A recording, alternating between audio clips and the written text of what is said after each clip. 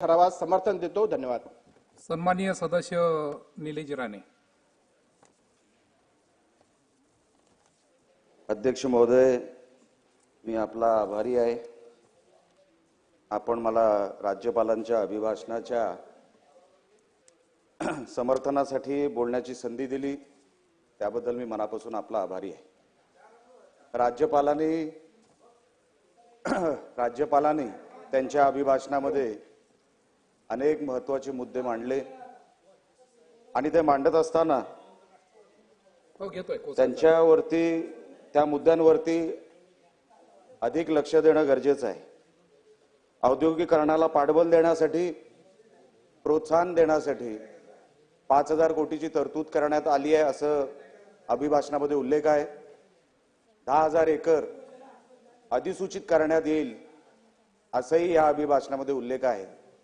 माझी विनंती अध्यक्ष महोदय या निमित्ताने एवढी आहे की हे सगळं करत असताना धान जिल्ह्यातले जे काही MIDC ऑलरेडी आहेत, आजारी पडलेले कारखाने आहेत, ह्या 5,000 कोटीपैकी लहान जिल्ह्यांमध्ये, आता माझ्या मतदारसंघामध्ये कुडाळ MIDC येतं, त्या कुडाळ MIDC मध्ये अनेक कारखाने आता आजारी झालेले आहेत।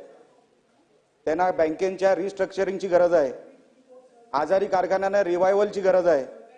तर सरकार म्हणून आपण त्यांच्यावर काय लक्ष देणार आहोत की नाही, त्यांच्या रिवायवलसाठी, त्यांच्या रिस्ट्रक्चरिंगसाठी काय लक्ष देणार आहोत की नाही, माझा हा प्रश्न आहे। आता मला सांगायला, आपण कधीही आपल्या अधिकाराचा ह्या विषयामध्ये तपास करून, काही MIDC मध्ये तर लोकांनी आता घरं बांधलेली आहे। आपल्याला माहिती आहे कुठलंही भूखंड जर त्याच्यावरती कमर्शियल जर त्याच्यावरती रिझर्वेशन असलं, इंडस्ट्रीचं रिझर्वेशन असलं, तर त्याच्यावर रेसिडेन्शियलचं रिझर्वेशन असू शकत नाही, कोण त्याच्यावरती घरं बांधू शकत नाही। पण MIDCच्या अनेक भूखंडावर आता लोकांनी स्वतःची घरं बांधलेली आहेत, ती कशी बांधली याचा एकदा तपास सरकारने करावा। राज्यपालांच्या अभिभाषणामध्ये नागपूर गोव्याचा पण उल्लेख आहे। नागपूर गोवा महामार्ग हा जवळपास 80,000 कोटीच्या माध्यमातून तरतूद होईल असं अभिभाषणामध्ये उल्लेख देखील केलेला आहे। त्याच्या बाजूलाच तिथूनच इंटरसेक्ट जो काय होतो तो मुंबई गोवा महामार्ग होतो।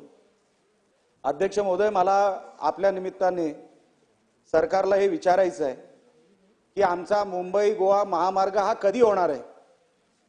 सन्माननीय गडकरी साहेब जेव्हा 2018 मध्ये कोकणामध्ये आले होते, रत्नागिरीमध्ये त्यांचं भाषण झालं, NHAIचे ते मंत्री आहेत, तेव्हा त्यांनी सांगितलं होतं मी मुंबई गोवा महामार्गासाठी 18,500 कोटीची तरतूद केलेली आहे।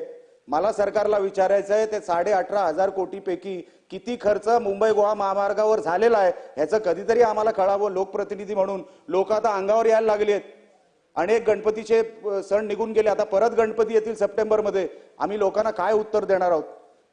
आपण मोठमोठे महामार्ग बांधतोय, नागपूर गोवा महामार्ग म्हणजे कुठल्या कुठे किती किलोमीटर झाले, पण मुंबई गोवा जिथे सिंधुदुर्गाचा महामार्ग पूर्ण झालेला आहे, रायगडचा बऱ्या प्रमाणात पूर्ण झालेला आहे, पण रत्नागिरीचा 100-150 किलोमीटरचा जो पॅच आहे तो का पूर्ण होत नाही हे आम्हाला कधीतरी सांगणं सरकारने गरजेचं आहे।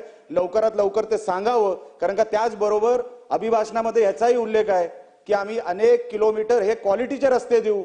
कोकणामध्ये 4,000 सरासरी मिलीमीटरचा पाऊस पडतो। अध्यक्ष महोदय, जिथे 4,000 सरासरी मिलीमीटरचा पाऊस पडतो, मला एक आपल्याला विचारायचं आहे, जिथे 3 इंचाचा पाऊस पडतो आणि जिथे 4,000 मिलीमीटरचा सरासरी पाऊस पडतो, त्या रस्त्याची आपण काय अवस्था करतोय, पावसामुळे ती काय अवस्था होतोय ह्याचा कधीतरी आपण ऑडिट करणार आहोत की नाही, तपास करणार आहोत की नाही। जिथे 3 इंच पाऊस पडतो तिथे पण ग्रेड तोच वापरायचा, जिथे 4,000 सरासरी मिलीमीटर पाऊस पडतो तिथेही ग्रेड तोच वापरायचा। क्वालिटी कशी मिळणार?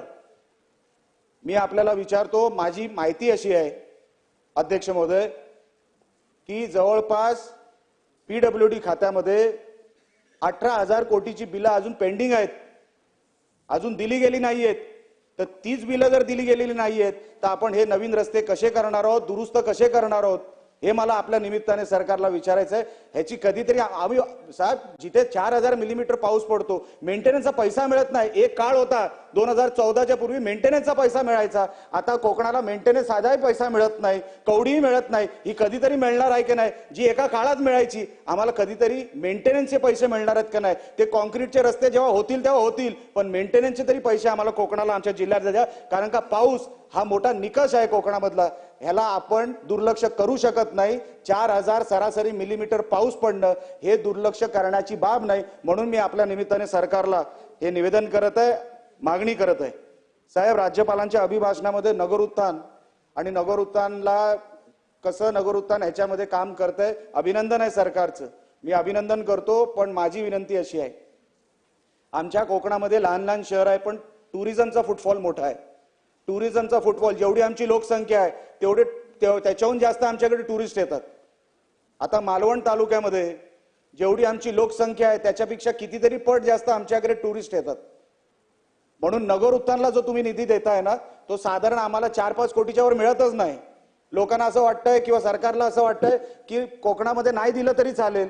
ही लहान लहान शहर आहेत, लोकसंख्या किती आहेत, पण फक्त लोकसंख्येवर बघू नका, त्याचा फुटफॉल बघा, किती पर्यटक येत आहेत त्या निमित्ताने त्या शहरामध्ये त्या जिल्ह्यामध्ये, ह्याचाही कधीतरी अभ्यास झाला पाहिजे. नगर उत्थान, मी मध्ये अध्यक्ष महोदय पंढरपूरला गेलो होतो, सहज विचारलं पंढरपूर नगर परिषद किंवा नगर पंचायत, मी बोललो नगर उत्थानचा निधी तुम्हाला किती मिळतो? ते तीर्थक्षेत्र आहे, मला मान्य आहे, 1 रुपया कमी होता कामा नये, पंढरपूरला किमान जास्तच मिळावा अशी माझी मागणी आहे.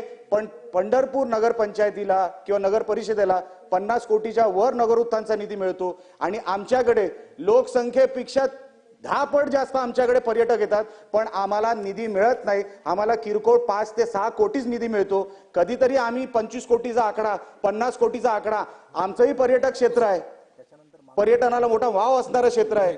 आम्हाला कधीतरी नगर उत्थान नगर विकास खात्यातून मी विनंती करतो सरकारला आपल्या माध्यमातून अध्यक्ष महोदय, नगर उत्थानचा हा कोकणाला मिळणारा निधी हा नगण्य आहे, तो कृपया करून किमान 25-25 कोटी या नगर पंचायतींना या नगर परिषदांना मिळावा अशी मी मागणी आपल्या निमित्ताने सरकारकडे करत आहे. गाळ काढण्याचा विषय अभिभाषणामध्ये आहे, पण अभिभाषणामध्ये गाळमुक्त धरण आणि गाळयुक्त शिवार अशी ती योजना आहे.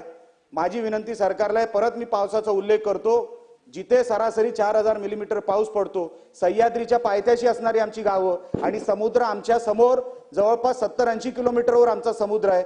काही तासांमध्ये आमचं हे येणारा पावसाचं पाणी हे समुद्रात जाऊन भेटतं. पूर्ण गाळ जो काय डोंगराचा जो काय खाली येतो तो नुसतं पाणी घेऊन येत नाही, अनेक त्याच्यामध्ये नद्या आमच्या भरून टाकतो, आमची गावं भरून टाकतो. हा गाळ काढण्यासाठी मी आपल्याला विनंती करतोय, कोकणाला एक वेगळा पॅकेज मिळावा. साहेब, वर्ल्ड बँक सुद्धा डिसिल्टिंग ह्या प्रोजेक्टसाठी, अनेक डिसिल्टिंगच्या प्रोजेक्टसाठी वर्ल्ड बँक फायनान्स करते. तर गाळ काढणं कोकणासाठी आता जीवन मरणाचा प्रश्न झालाय. अध्यक्ष महोदय, अनेक गावांमध्ये गाळ एवढा साचतोय की आता अनेक गावं उद्ध्वस्त होतील, अनेक शहरं उद्ध्वस्त होतील. चिपळूणला काय झालं काही वर्षांपूर्वी, काही ह्युमन एररमुळे आणि गाळ तिथे काढलाच गेला नाही. वाशिष्ठी नदी ही भरली, त्या गाळामुळे भरली. तो अनेक वर्ष तो गाळ काढला गेला नाही म्हणून भरली. पूर्ण चिपळूण शहराचं किती नुकसान झालं आपण कुठूनही माहिती काढा. तशीच परिस्थिती काही वर्षांपूर्वी राजापुराची होती, तशीच परिस्थिती काही गावांची आहे. पण ती गावं समोर येऊ शकत नाही, कारण का काही कॅमेरे तिकडे पोहोचत नाही, मीडियाचे कॅमेरे पोहोचू शकत नाही, म्हणून गाळ साचतो. ती लोक कुठल्या हलाख्याच्या परिस्थितीमध्ये राहत आहेत. म्हणून माझी सरकारला विनंती आहे, गाळ काढण्यासाठी आपण एक वेगळा निधी कोकणासाठी उपलब्ध करून द्यावा, बजेटमध्ये त्याची तरतूद करावी. कारण का जशा मिठी रिव्हरसाठी आपण डिसिल्टिंगचा प्रोजेक्ट हाती घेतला, तसंच कोकणाचा गाळ काढण्यासाठी अनेक गावं वर्षोनवर्ष 25-25 वर्ष गाळ काढला गेला नाहीये. हे जर आपण काढला नाही, परत कधी अतिवृष्टी आली आणि कोकण हा जर परत पाण्याखाली गेला तर त्याची जबाबदारी आमच्यावर असेल, लोकप्रतिनिधी म्हणून आमच्यावर असेल. म्हणून मी आपल्याला विनंती करतोय, गाळ हा अतिशय कोकणासाठी महत्वाचा विषय आहे, हे आपण सरकारच्या या निमित्ताने सरकार समोर ठेवावा. दोन शेवटचे मुद्दे सांगतो आणि माझा विषय संपवतो. साहेब, नाशिकमध्ये एक तीर्थक्षेत्र डेव्हलप करण्यात येत आहे. रामायणकालीन वारसा जपण्यासाठी एक तीर्थक्षेत्र नाशिकमध्ये तीर्थक्षेत्र डेव्हलप करण्यात येत आहे. साहेब, रामायणकालीन वारसा जपण्यासाठी आपण हे करतोय, तर छत्रपती शिवाजी महाराजांनी जो आपल्याला वारसा दिलाय, गड किल्ले दिलेले आहेत, ते आपण कधी जपणार आहोत, त्याचं आपण कधी संरक्षण करणार आहोत. आर्किओलॉजिकल डिपार्टमेंट ऑफ इंडिया हे डिपार्टमेंट भारतात आहे, पण त्या गड किल्ल्यांसाठी किती पैसे पाठवतात याचा कधीतरी या सभागृहाने अभ्यास करावा, कधीतरी या सभागृहाला कळावं. आर्किओलॉजिकल डिपार्टमेंटकडे हे सगळे किल्ले जे आहेत ह्यांना किती पैसे मिळतात, मेंटेनन्स कसं होतं, कोण करतं यांचं मेंटेनन्स. साहेब, सिंधुदुर्ग किल्ला माझ्या मतदारसंघात येतो, नितेश राणेंच्या मतदारसंघामध्ये विजयदुर्ग किल्ला येतो. पाण्याच्या मधोमध असलेले हे किल्ले, तटबंदी तुम्ही जाऊन बघा, एका बाजूनी अनेक बाजूनी ती तटबंदी आता ढासाळत आलेली आहे. आर्किओलॉजिकल डिपार्टमेंट ऑफ इंडियाकडे जेव्हा आम्ही मागणी करतो, आर्किओलॉजिकल डिपार्टमेंट म्हणतो हमारे पास पैसा नहीं है. जर पैसा आर्किओलॉजिकल डिपार्टमेंटकडे नाहीये तर माझी विनंती आहे सरकारला आपल्या माध्यमातून, अध्यक्ष महोदय, की हे काही गड किल्ले हे सरकारने चालवायला घ्यावे, त्याचं संरक्षण, त्याचं मेंटेनन्स, त्याची डागडुजी हे राज्य सरकारांनी करावी. कारण का वारसा आपल्याला छत्रपती शिवाजी महाराजांनी दिलेला आहे. आपण संरक्षण गड किल्ल्यांचं करणार नाही तर मग करणार कोण, हा माझा आपल्या समोर प्रश्न आहे. शेवटचा मुद्दा फक्त आपल्या समोर मी ठेवतो, तो म्हणजे गोहत्येचा. मागच्या अभिभाषणामध्ये पण मी गोहत्येचा विषय आपल्या समोर ठेवला होता, अध्यक्ष महोदय. गोहत्या रोज महाराष्ट्रामध्ये होत आहेत, कोकणामध्ये होत आहेत. गोहत्या थांबवण्यासाठी आपण काय कायद्याची तरतूद वाढवणार आहे की नाही? बेलेबल ऑफेन्स हा नॉन बेलेबल करणार आहात की नाही? कारण का जोपर्यंत तो बेलेबल ऑफेन्स आहे, हे जे कोण ह्या सगळ्या धंद्यात आहेत हे कधी सुधारणार नाहीत. यांचे धंदे, यांची घरं ह्याच गोहत्येच्यावर चाललेली आहेत, गोमांसावर चाललेली आहेत, यांची तस्करी चाललेली आहे. रोज इथून पुढे मी त्या दिवशी भोसले साहेबांनाही बोललो, भोसले साहेब इकडे आमदार आहेत कराडचे. कोकणामध्ये जी तस्करी होते ती कराडमध्ये त्यांचे काय धंदे, त्यांचे काय कत्तलखाने आहेत, ते कधीतरी सरकारने उद्ध्वस्त करावेत.